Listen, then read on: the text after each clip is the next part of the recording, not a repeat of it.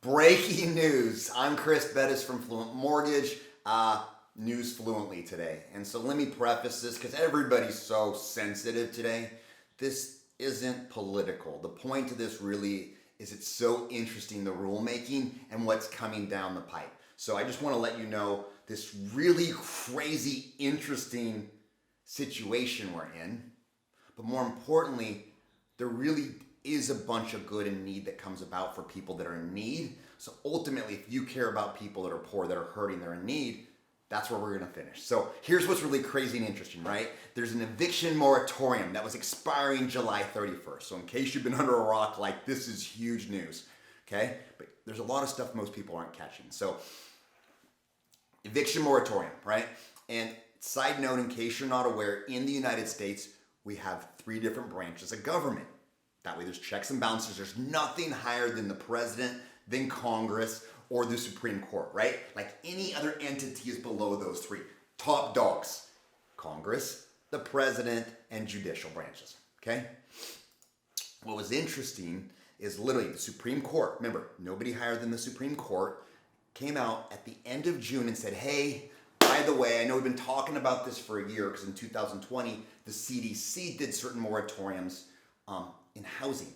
That was weird. They don't have authority in housing. Somebody else should have done it. Weird. Additionally, they just did an extension until July 31st. Literally, and I've got a copy of it. I have the links in here for you. That wasn't, they don't have the authority to, so they can't.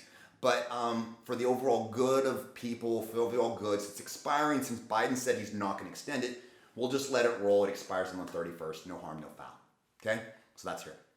And very clearly, clear and specific congressional authorization via new legislation would be necessary for the CDC to extend it. Because Biden and Nancy Pelosi were just saying, hey, just let the CDC do it again. The Supreme Court, CDC is lower in authority than them, said CDC can't do it. Okay? Hey, Congress has to extend this.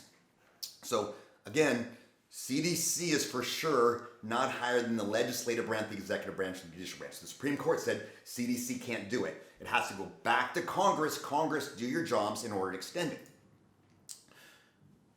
Biden went to Congress and said, hey, we need that extension. It's really important, right? Congress didn't do their work. And the problem is today, Congress has a month-long vacation in August. So they can't do their jobs. They can't extend it. They're gone. They're on vacation for a month, right? So truly what would have to happen then in order for this to be legal, my humble opinion, President Biden would have to do executive order. Not the way it went down.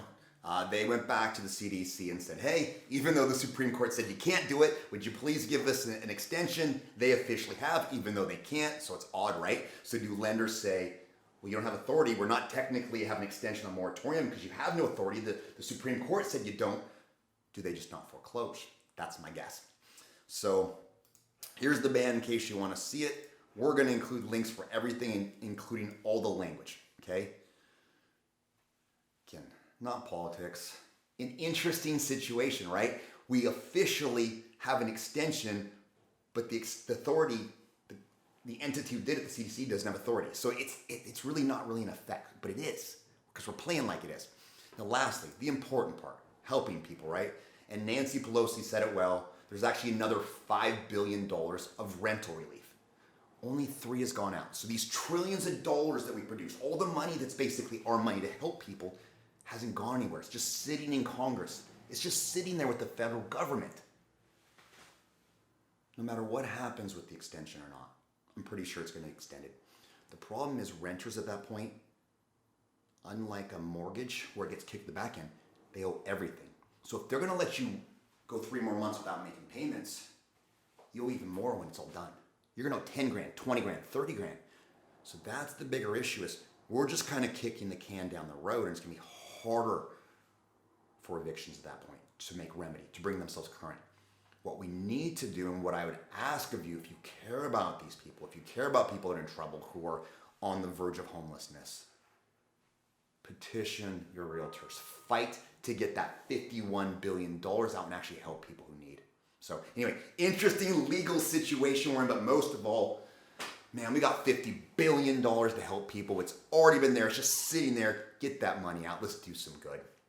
I'm Chris Bettis from Fluent Mortgage. Breaking news. I think it was so interesting. A lot of people aren't talking about the backstory, and it's not legal, but it's in effect, which it really legally isn't. So where do we go from there? And please give us the $50 billion. Have a great day.